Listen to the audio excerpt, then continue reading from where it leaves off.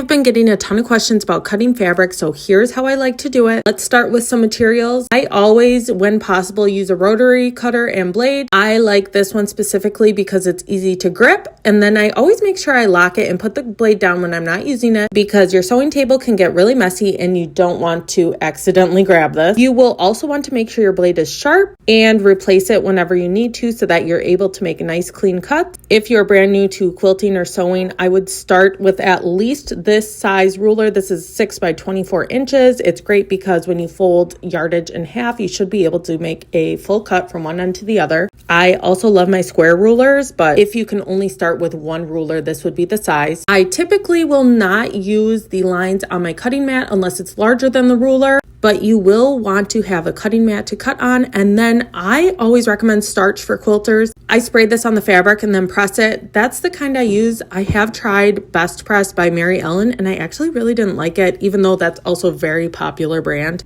Plus, this one is less expensive, so I just keep using this kind. When it comes to cutting yardage, these ends here are called selvage ends, and I like to fold mine in half. You'll want to make sure that the selvage ends are straight and folded together and that the fold is straight along your fabric. Many times when you purchase yardage like this, it is already folded in half, so just leave it before cutting. I like to cut it folded because I usually find it's more of an even and straight cut than unfolding it and then trying to move your ruler and continue cutting straight. So once you have your fabric folded in half nice and evenly with a nice even straight fold, you are ready to cut. And another thing you'll want to do is make sure you are on a hard flat surface. The first thing I'm going to do is square up this end on the left. I do this by finding a line on my ruler. It could be any line, doesn't matter which one, lining that up on the folded edge. Then I go ahead and cut on the left side there, and I probably should have gone around to the other side of my table to do this, but I didn't.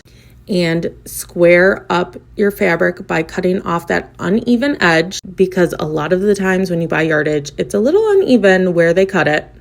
And after you've done this, it should be nice and squared up so that you can just kind of reference that left side for all the cuts you need to make. Here, I'm going to be cutting 2.5 inch strips. So what I do is I move my ruler over until I find the 2.5 inch mark on the ruler, and I make sure it's lined up along the entire edge of my fabric here. You can also make sure that it is squared up at the bottom and that a line fits, and it doesn't matter which line again. And then again, check your left side and make sure that is lined up all the way. Now you'll want to firmly hold your ruler while you make this cut. There are also grippy pads. I have them linked on my Amazon storefront that can help with your ruler with this. If you're finding it's shifting and you just can't get it to stick, they can be placed on any ruler and they work great. And then go ahead and make your cut. If you have a sharp blade, you shouldn't have to press very firmly when you do this. It should just cut through nice. And if it's not cutting through the fabric all the way and it's sticking and you have like little threads that aren't cut all the way through, it is time to change your blade.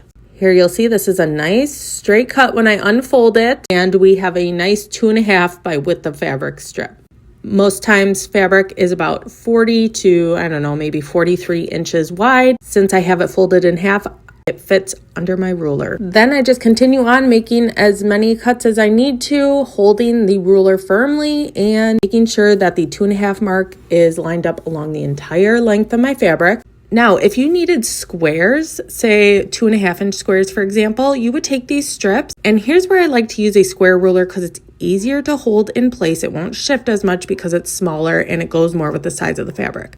I'm going to go ahead and flip this around so that I can square up the edge again.